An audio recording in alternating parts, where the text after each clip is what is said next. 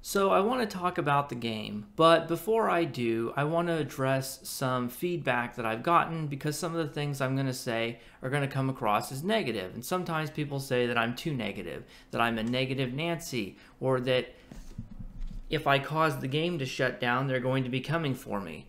Well, I have a response to that, and I've written up a short little rebuttal, but I think instead of reading you all of this, I'm just going to let Asmongold speak for me because something he said in a recent video is going to be much more elegant than anything I could say. Well, wait a second, guys. Stop the money printing machine. Stop it. There's a negative YouTube video out there. Stop. Everybody stop making money. Stop. Shut it down. Shut down the money machine. Shut it down. Get it out of here. Stop the count. Like, well, my Reddit post is gonna change the game. It's not gonna do anything, man. Like, he's not gonna do a mother thing. And that, in a nutshell, is the point. The only thing that's ever gonna destroy this game is when the whales go away. Nothing else will do, because they do not care about Star Trek. Some of the people who work for Cryptic might care about Star Trek, but as a company, they don't care.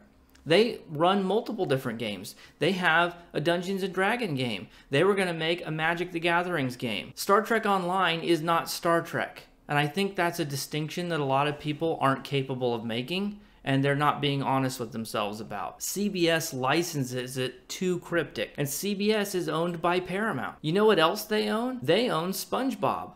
They own Friday the 13th.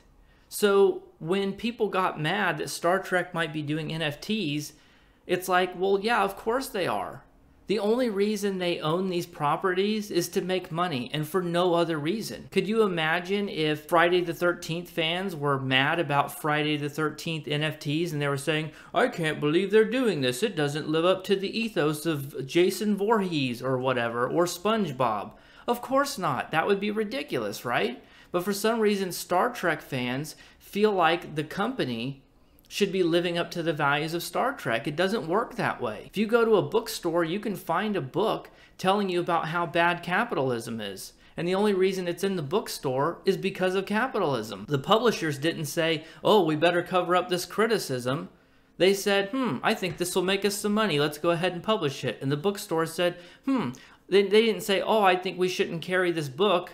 They said, I think this will make us some money, so we should do it. And that's the same thing that happens at Paramount and CBS and Cryptic. When the predatory gambling stuff came along, you go watch that Jorgensen video, the one about Let's Go Whaling. The gaming industry, including Cryptic, they didn't say, oh, this doesn't live up to the values of Star Trek. They said, I think this will make us some money. Let's do it. Everything about the game is designed to fleece people, a small minority of its players, out of huge amounts of money. And they know that they're using psychological tricks. They know that they're fleecing people. They know they're taking advantage of people with gambling addictions. They know all this. It isn't an accident.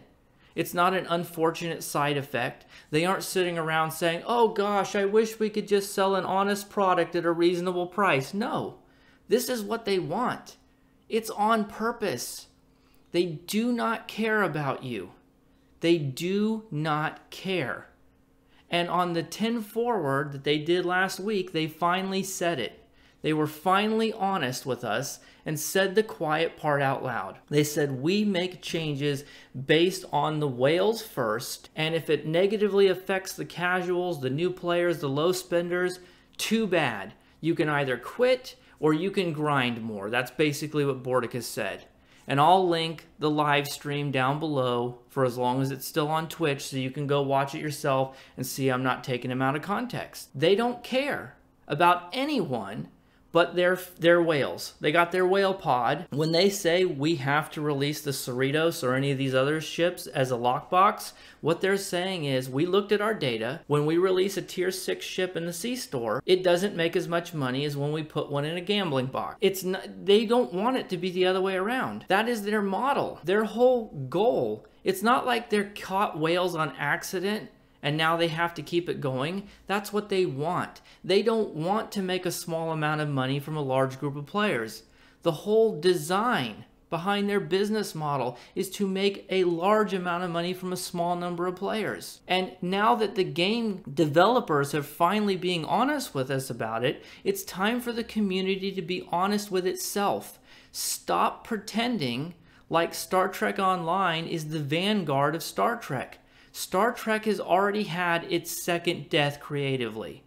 When Gene Roddenberry died, he passed the torch on to Rick Berman, who produced all of the 80s and 90s TV shows that we love. And once Enterprise went off the air, that was it. That's not just me saying it, that's Rick Berman saying it. So when people say new Star Trek doesn't feel like Star Trek to them, they're right. Because it's not being made by people who are creatively connected to Gene Roddenberry anymore, and it doesn't live up to his vision. And the same thing is true of Cryptic, because it all goes downhill. Paramount doesn't care about Star Trek, CBS doesn't care about Star Trek other than as a means of making money, and when they license it to Cryptic, just like with their Neverwinter game, just like with the Magic the Gathering game, just like with anything else, they only care about this franchise as a way to make money. They're taking their casino game, their predatory gambling game, and they're dressing it up in Star Trek clothes because they're hoping people who love Star Trek will want to play it then. It's like when you go into a real casino and some of the slot machines have Egyptian stuff on it, and other ones have fruit, and other ones have something else. They give you a wide variety so that you'll find the slot machine you want to play. If they thought that their whales would rather play a Stargate game or a SpongeBob game or whatever, they would drop Star Trek Online and make SpongeBob MMO, right? This is the point I'm trying to get across to you. So they really want you to get all weepy about it and, oh, our ships are in the canon now and we've been telling all these great stories, and maybe the people who work there, maybe Thomas Morone and maybe Cale and maybe Bordicus and maybe the writers, maybe they do personally as individual persons, maybe they do care about Star Trek and they're passionate about it, and it's okay to enjoy their creative work, and it's okay to enjoy it when the voice actors come back, when the cast comes back to do the voice work. It's okay to play the game. It's okay to enjoy the game. But what's not okay is to fool yourself into thinking that they're these poor victims who are carrying on the Star Trek legacy, and that if you don't give them your money, that you're somehow abandoning Star Trek and you have to give them money in order to keep it going. They don't represent Star Trek. Star Trek is already dead. If Strange New Worlds ends up being a good Star Trek show because they took criticism on board and tried to make it closer to what the original fans wanted, it isn't going to be because they suddenly realized their product wasn't any good.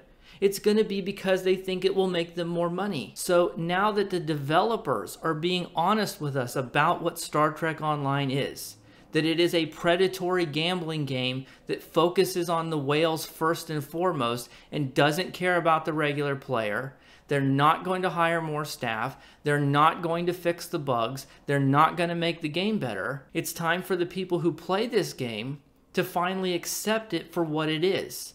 And if you want to keep playing it and you want to keep enjoying it, like I am, that's fine.